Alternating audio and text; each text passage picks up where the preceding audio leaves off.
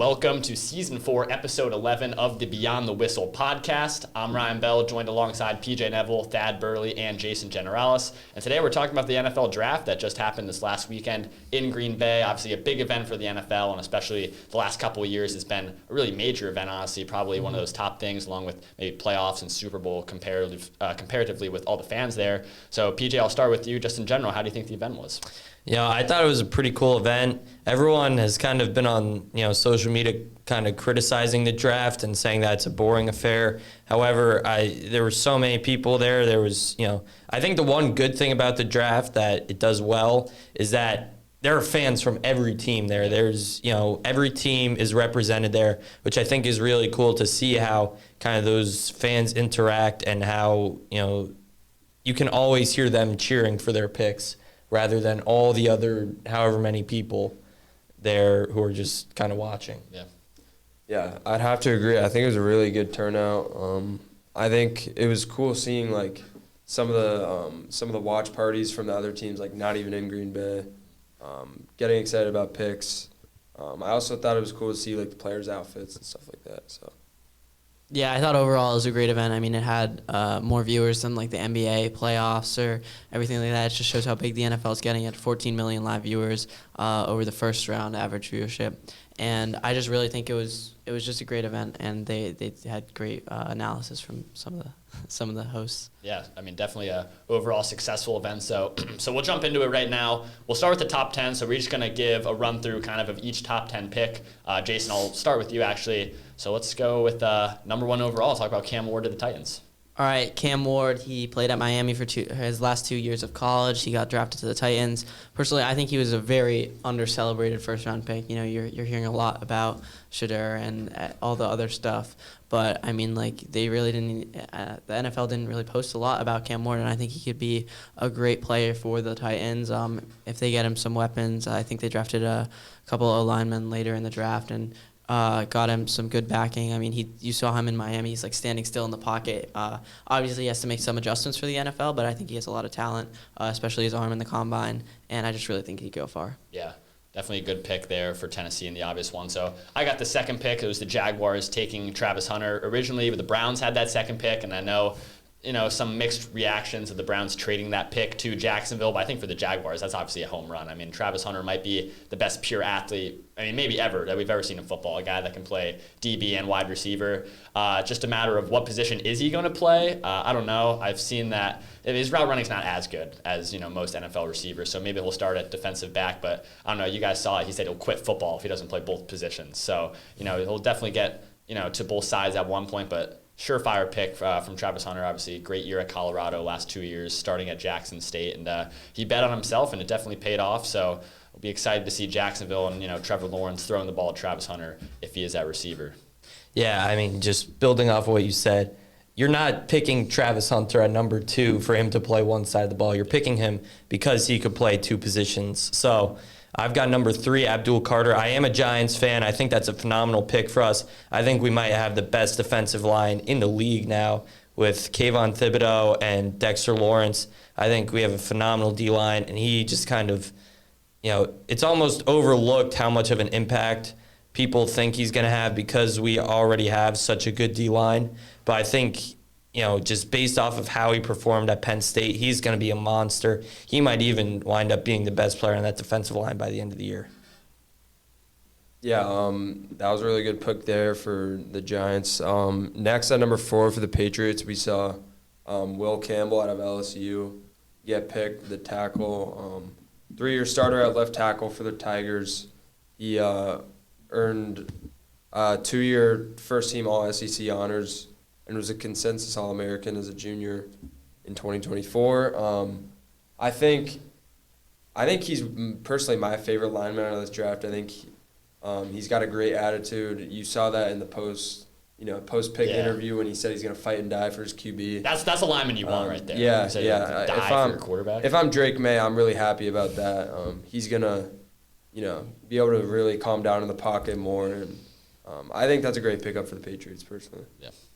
So now I have number 5, Mason Graham out of Michigan. He's on the Browns. They traded that pick from Jacksonville. And I think the Browns are now in the running for the best defensive line. I mean, you were talking about the Giants, and the Giants are great, but I mean, Mason Graham and Myles Garrett on that D-line. I mean, I just don't see how you run against the Browns. I think that was a great pick to build up their defense. And although they may have made some questionable picks later on, they don't really have the best offensive situation right now. I think the defense is going to be a shining moment for the Browns in the 2025 season. Yeah, definitely a good pick there for Cleveland. So at pick number 6 is the Raiders. They got Ashton Genty, obviously, the best running back in this NFL draft. Being a Broncos fan and Thad, I mean, we kind of share the same sentiment here. Like, I'm not excited to play this dude twice a year. Me neither. I think that's a great weapon for them. Yeah. And I really am not going to like seeing him match up against our defense on Sunday. Yeah, it's not going to be exciting, but Genty's such a good player, finishing second in that Heisman race, losing to Travis Hunter. For sure, the best running back in all of college last year. I mean, some critics say, well, he played at Boise State. He didn't really have big games playing against Mountain West opponents. But you saw in the games he played against, like, Oregon last year. I mean, even though they lost to Penn State in the playoff, he still had a relatively good game. So Genty's definitely going to be one of these guys that running back market in the future. I think they're going to start getting paid more. I actually think his guaranteed money is like $32 million, which for a running back is ridiculous. So he may start to pave the way for running backs, but definitely a great pick for Vegas at that 6th spot. Yeah, and then at 7, you've got Armand Membu from Missouri. I mean, just looking at him, he is massive. He's one of the biggest players in the draft. I think it's a good pickup for the Jets. I don't think it's great.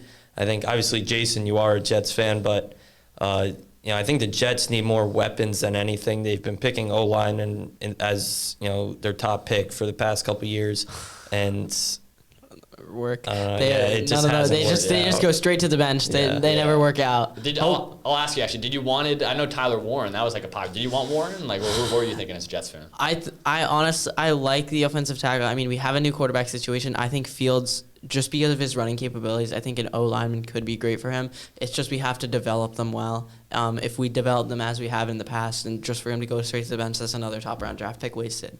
And it all really depends how he plays in the 2025 season. That's just what I say. Thad, you want to talk about number 8 with Tet McMillan to Yeah. So we saw Tet McMillan get drafted to the Panthers out of Arizona. He was a Biletnikoff finalist, right? I think when I was watching, it was a pretty interesting pick just for the Panthers in specific. I think they could have gone defense. They could have gone offensive line, helped Bryce Young out there. They could have gone, a number of different ways with that pick. I think I do like it, though. I think it's going to be a weapon for Bryce Young. He's never really had, like, that real wide receiver one yet, and I think he's going to get that with Tet McMillan there. And I also personally like the way he plays. He's a taller guy. He's kind of like that Randy Moss style kind of receiver. So yeah, I like that. I like that pick for the Panthers. Yeah. Jason, pick number 9. So now we got Kelvin Banks Jr., offensive tackle to the Saints. Yeah, he was out of Texas. He started 42 games in 3 years there. And I don't know. I think this was an okay pick. They drafted that rookie quarterback in the 2nd or 3rd round. And I just think he could be good for defending the quarterback. But if I'm the Saints, I'm looking at maybe getting, honestly, a little bit more of like a flashy pick to get weapons. I mean, you have Olave, who's got like almost like 2 concussions last season. Like, he's not going to be a good receiver. Rashid Shaheed is coming off of injury, and really, I mean, you have a quarterback. If he turns out well, you have an offensive line, but what are you going to do behind the ball? I mean, you can't have Kamara carry the entire offense like he has in years past. So I would say if I was the Saints, I would have gone with a more key player. Yeah. I'll wrap it up with pick number 10 is the Bears. They took the first tight end off the board. They drafted Colson Loveland out of Michigan. I mean, Loveland's a huge dude. I think he's 6'6", so he's obviously a big target there for Chicago. Should help out Caleb Williams a little bit. Maybe a little surprising because they do have Cole Kmet at tight end, so you're going to have to balance out 2 tight end sets there. But I think definitely a good pick for Chicago. They liked him over Tyler Warren, who I think was the consensus number 1 tight end off the board, but that didn't happen in the actual draft. It was Loveland. Caleb Williams, again, he needs weapons. It's going to be his 2nd year. So after, I'd say most say not his best rookie year, I think definitely compared to expectations. But Loveland, definitely a good pick for Chicago, and it should be exciting to see how he pans out. I think also just kind of to defend Caleb Williams there, he was the most pressured quarterback by a mile and a half. So I think, getting a guy who could be a receiver and a blocker, I think is huge for Chicago. Geez. Yeah. All right, so that's it for that segment of running through the top 10. Now we're just going to talk about the rest of the first round. So obviously there were definitely some more surprising picks at the end of the first round, and not even the end of the first round. I mean, definitely the middle as well. Whether it was a surprising pick, maybe guys who fell or who rose, we can talk about that. So Thad, do you want to start us off with that one? I'm going to talk about my team specifically. I think it was super interesting seeing some of the picks, but for me, I stayed up to obviously watch the Broncos pick. They're at 20, and they went and picked Jahdae Barron, cornerback out of Texas. I thought that was really interesting. I thought the Broncos were going to maybe get a running back there, even a receiver, but they went, they looked defensively, and I think now that I'm looking into it more, I like it just because we had a hole there. There's talk about playing Riley Moss maybe, but he wasn't that productive last year, and that was kind of a hole in the defense.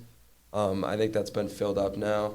And in terms of the rest of the round, a little bit of surprises, but I don't know. I think a lot of the picks were sort of expected. Obviously, there were guys like Shedeur Sanders, Will Johnson, who fell out of the first round there, but overall, pretty expected. Yeah. Jason, what about you? I'm gonna talk about a little bit of a rise. The Giants traded or Houston traded their pick to the Giants, and they got Jackson Dart, and I thought that was a phenomenal pick. I mean, him, Malik, are going to be a great combo. And I just overall think that the Giants are looking really promising this season. They have a good defense. They're starting to build their offense again. And it all depends on, really how a rookie QB plays or really how the D lineman plays. But I just think they have so much potential. And if they're able to train them right during the offseason, then I think the Giants could be a real threat. Yeah, PJ, I know you have your own pick, but I'll let you talk about Jackson Dart, you being a fan, of course. What were your thoughts on the selection at 25? Yeah, I wasn't even watching at that point. That was pretty late. But I was on my phone and I looked because I was going to look through, and I was on Real Sports app. Great app, by the way. Not a fan of Capra, though. No. But then I saw it was Houston's pick, and then people in the comments were saying trade, and the Giants got it. And I was kind of freaking out, so then I ran downstairs, and then I saw it because, at that point, it was okay, it's either Shedeur or it's Jackson Dart. Yeah. And then when it came across the screen that it was Jackson Dart, I was pretty, I don't want to say surprised because, Shedeur, everyone was saying, was kind of the best value QB at that time. Yeah. But I definitely like the Jackson Dart pick. I think he's got grit. He kind of, I don't know how to put this, but he kind of almost reminds me of a Zach Wilson, just kind of coming out of college. He's got high expectations. But I think, he could also rise above it. Ole Miss quarterbacks in New York have historically done pretty well. So, very true. Yeah. I like the pick. I think, time will tell on that one, though. Yeah. I think that was definitely a good pick for you guys. I thought it was going to be Shedeur. That's why when I saw the trade up, I thought it was Shedeur, but was Jackson Dart. We'll see how he pans out. For me, surprising pick, again, AFC West running backs going off the board. Omarion Hampton to the Chargers. That scares me as well. I wanted Hampton as a Broncos fan. Obviously, we had that 20th pick, and that I agree with you. I thought it was going to be a running back or a receiver of some sort. Wasn't. We got a DB, but Hampton is very good. Out of North Carolina, had a great year for the Tar Heels last year. And the Broncos, we had a history of drafting running backs out of UNC. We had Javonte Williams, of course, and that didn't pan out. So I wanted Hampton. I'm very nervous as a fan how he's going to do on the Chargers. I think he'll fit very well in that Jim Harbaugh kind of system. Working there. And I know that they have Najee Harris as well. They just recently signed him, so maybe they're going to split some touches in that LA backfield. But again, I think Hampton was a great pick for the Chargers, and it definitely worries me that now Ashton Genty and Hampton are in my division. Yeah, speaking of, what do you guys think of the contract that he signed? He's second highest paid RB in the league as a rookie. $32 million for Genty, yeah. What do you think of that? It is definitely crazy because it's running backs should be paid more, and they obviously aren't. It's I understand why, obviously, with all the injuries and all that, but good for Genty. Like I said, I think he can probably pave the way for higher contracts for those. Do you have the list up actually of who the highest paid running backs are? 'Cause I feel like that. I know Saquon I think has $36 million, and Genty, and then. So that's crazy that Genty's second, and then you got exactly, just right out of college, players like that or below him. But yeah, no, I agree with you there, Jason. All right, so next up, we'll move away from the first round. Now we're going to talk about the Friday and the Saturday, probably the Friday, I mean, if we're talking about like second rounders. But we're going to do our best second day picks. So maybe a team who drafted someone in the second round that you guys thought should have been first round talent that, ended up falling for whatever reason, but can make an impact. So I'll let whoever wants to jump in first can start it off. I guess I'll just start because I started last time. I really think the Bears had a strong second day. I think them getting Luther Burden is going to be a great weapon for them. I think he could have easily been a first-round receiver. But, obviously falling there, I think that was kind of a steal for them. I think that, and then just talking day two, generally I think the Browns had a pretty solid day, like considering that we didn't know Shedeur was going to be picked the next day. Yeah. They got Dylan Gabriel and Quinshon Judkins for that offense, which I think are two great weapons for them. And then also the Seahawks getting Jalen Milroe. Yeah. I really like that pick too. So. Jason? I kind of want to go with like more of a low-key pick out of Ohio State. The Patriots got Trayvon Henderson. I really like that pick for them, especially after they got Will Campbell. They could start developing their running game more, and he's patient behind the line. He could wait for holes to be made, and I mean he's not the biggest guy. He's 5'10", 202 pounds, which is like less than most running backs in the league. But I think he could really like be a workhorse behind this Patriots offense, and like with the combination of Drake May, they could kind of be a threat in the backfield. Yeah, I like Trayvon Henderson. That's someone I also wanted the Broncos to try and target as a running back. I think he'll exceed really well. For me, second day Thad, I know you mentioned his name earlier, but I'll just go a little more in depth on Will Johnson. Like I think that's a huge steal. Yeah. Going pick number 47, like in the second round, a guy that's probably mocking in first rounds there. I mean, he's such a good DB. Obviously, won a national championship at Michigan, lockdown guy, and when you're playing the Big Ten, especially last year, and you go against teams like Oregon, Ohio State, you got to play the best receivers in the entire country. So I think he's going to do a great job of Arizona. And the NFC West is a great division for wide receivers. So, that'll kind of test him a little bit early. Of course, obviously you have that health factor for him. He's got to stay healthy, but it was crazy. He's probably projected a top 20, top 15 guy. Now all of a sudden, he falls to pick number 47. But I think Arizona definitely got a steal in Will Johnson. And PJ, I know you're next. I think you got a guy that you've been excited to say for a while. Yeah, I think the Browns had a phenomenal day too, just like Thad was saying. They got Quinshon Judkins in the second round, but they also got my guy, Harold Fannin. I am a huge Harold Fannin fan, the tight end out of Bowling Green. This all started because I played with Bowling Green in a dynasty mode on College Football 25. But Harold Fannin, I'm a huge fan. I will definitely be buying that jersey when he gets his number. I don't think he has his number yet. Few in the world. Yeah, I probably will be, but I don't know. The guy's got grit. Yeah, great player though. Yeah, and then I also like Xavier Watts to the Falcons. I think he's a phenomenal safety. The safety out of Notre Dame. I'm a Notre Dame fan for college football.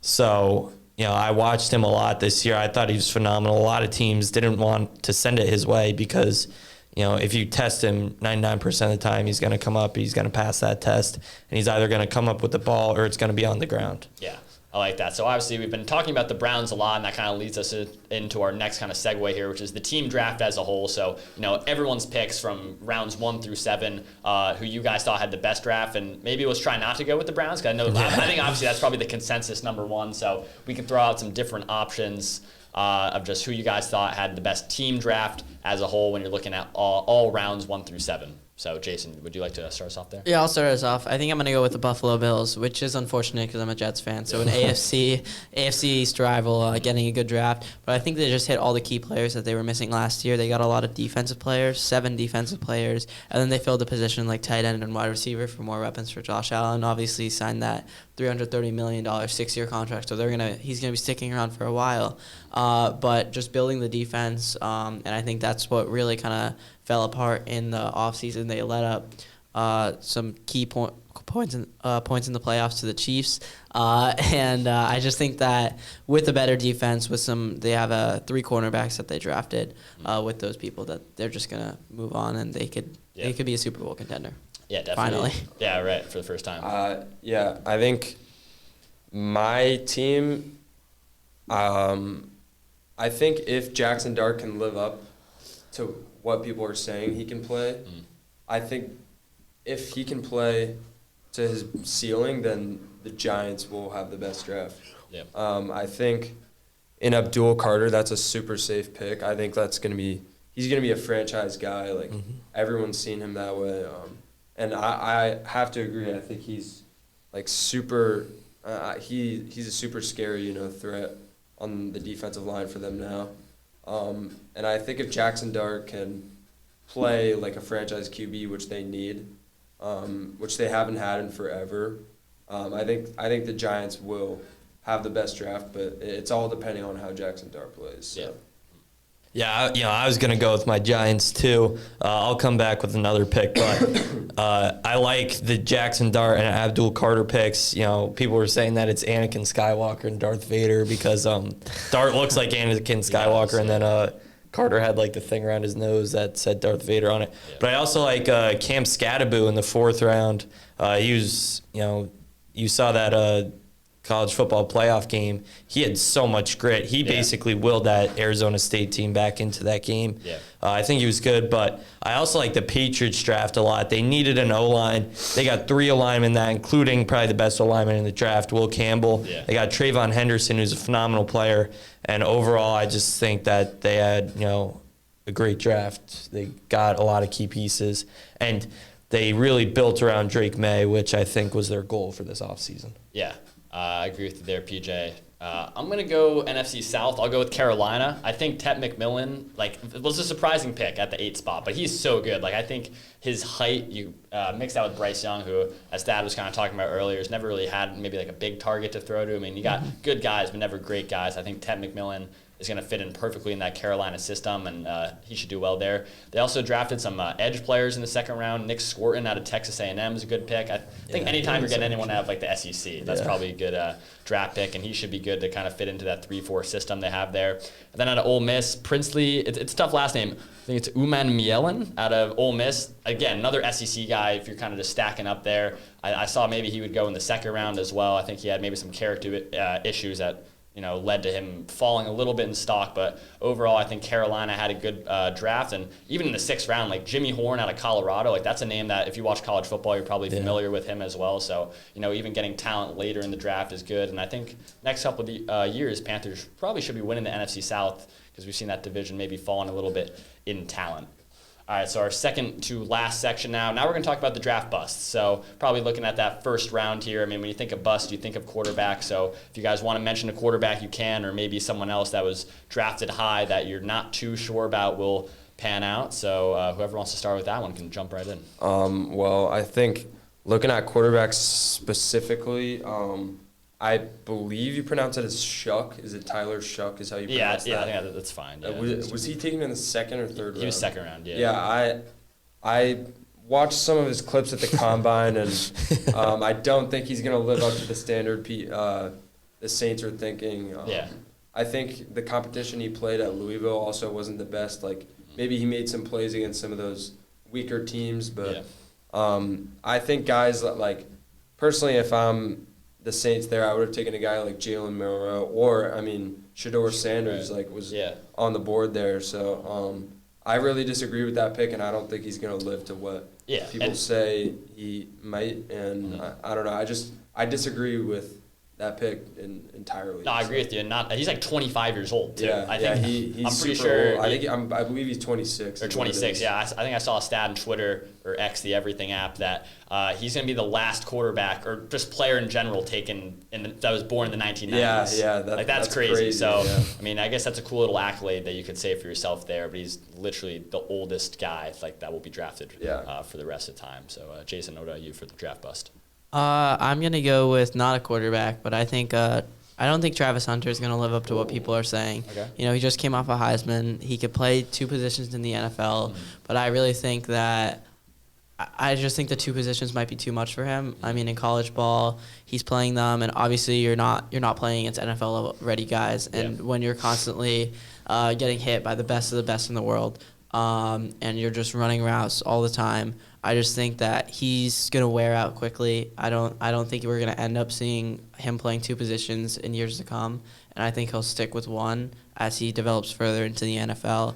I just really don't think he's going to be the generational talent that people are saying, and obviously he could still be good, but people are literally saying you said in the intro to this podcast he's like the most athletic guy that might have ever been in the draft. So I feel like it's kind of hard not to overrate him. And I just think that he might not live up to people's expectations. Yeah. So for mine, I'll still look in the first round. I'm going to go with Emeka Ibuka to Tampa Bay. I thought that was an interesting spot to draft a wide receiver when you already got Chris Godwin and Mike Evans. Like, you're drafting a guy, he's going to be that slot receiver for Tampa. Obviously, you're going to learn from those guys, right? And if you can definitely grasp what they're teaching you, he for sure can be like a top 10, top 5 guy in the future. I just think for right now, I mean, Tampa, I wouldn't say they need weapons on offense, at least receiver-wise. Probably should, look somewhere else, maybe on defense or something like that. So that was, first of all, just surprising for Tampa to draft him. So I think the first few years of his career might not pan out as well. Maybe will drop in targets, definitely compared to college when you're, a wide receiver, number 1 or a top guy. I mean, wasn't even a wide receiver number 1 at Ohio State when, Jeremiah Smith doing what he was doing there. So now you move to Tampa Bay and you're going to be that number 3 receiver. He's a fun guy. He's going to be a fun guy to watch, but I just don't think that the first few years of his career will pan out. And then maybe, who knows, down the road that, he could blossom. Yeah, and for me, I think Tyler Warren going at number 14 is a little bit too high. Obviously, he's a good pass-catching tight end. You've seen him block a little bit, but I think for a guy in Anthony Richardson who needs some more blockers, he likes to hold onto the ball a little bit more.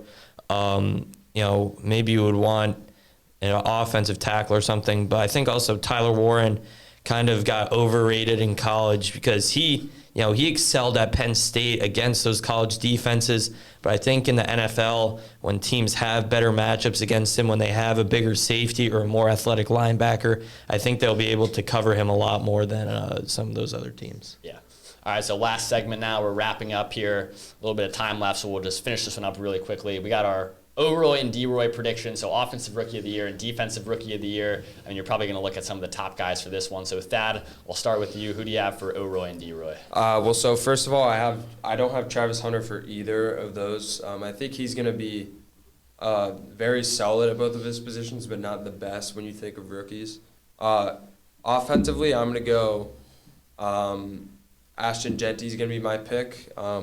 I think, like we were talking about it, Ryan, like just going up against that, like I think he just got paid all this money, right? Like people might think that he's not going to do as well, but I think him getting paid all that money and him knowing that he's going to be like their guy, I think that gives him sort of a sense of confidence, right? Like he can calm down. Like Vegas is his place, right? Yeah. So I think he's going to win Offensive Rookie of the Year, and then I think Abdul Carter is going to win Defensive Rookie of the Year. I think he's got to be the favorite for Defensive Rookie of the Year. You see how he did at Penn State, and that's just a great fit for New York. And I think it's going to pan out that way. So, Jason, what about you, real quick? I'm kind of torn in between Ashton Genty and Jackson Dart. I think I am going to go with Genty just because you kind of see rookie QBs develop maybe a little bit later, and I think. For my Defensive Rookie of the Year, I'm going to go with J.D. Barron. I just think learning under PS2 and like the other cornerbacks on the Broncos, I just think he could be a real talent. He got a good year out of Texas last year, and I just think he's going to be good. Yeah, for me, I'm just going to go with the chalk picks. I think Cam Ward at the number 1 spot. I mean, normally it's a quarterback award. Not always, but I think for the most part, and for a guy who's most likely going to start all 17 games for Tennessee, I think Cam Ward will have that production. I think we'll be in a good spot to win the award. And that, I agree with you, Abdul Carter at that 3 spot, drafted in the 3 spot. I think we'll win Defensive Rookie of the Year. I mean, a lot of good defenders were taken in the first round, but I think a guy with that star power in Abdul Carter will win that one. Peter? Yeah, Bell, I have the exact same picks as you. I'm not copying, I promise. But I think Cam Ward, he's going to get to Tennessee, and he's basically going to be the starter. He probably, is the presumed starter from day one already. I think he's going to have a big impact on them. I think even if they don't see as much success this season, he's still going to get the award because, it's hard to throw a rookie in. And I also don't think, I think Genty has the capability also to get that award, but I think really right now it's just 2-horse race between the two of them. And then Abdul Carter, he is probably, has the best odds out of probably the last 20, I'd say, Defensive Rookie of the Years for the start of the season. I think he is pretty much already a surefire straight out of the gate. Even though we haven't seen a single game, it's just there aren't that many players that look like they can compete the way that he does and almost put their life on the line the way that he does. Yeah. All right, well, that will be it for episode 11 of season 4, our NFL draft recap. Maybe sometime in the future we'll go over and see how we did. But from Ryan Bell, PJ Neville, Thad Burley, and Jason Generalis, we're signing off right now, and we'll see you for the next one.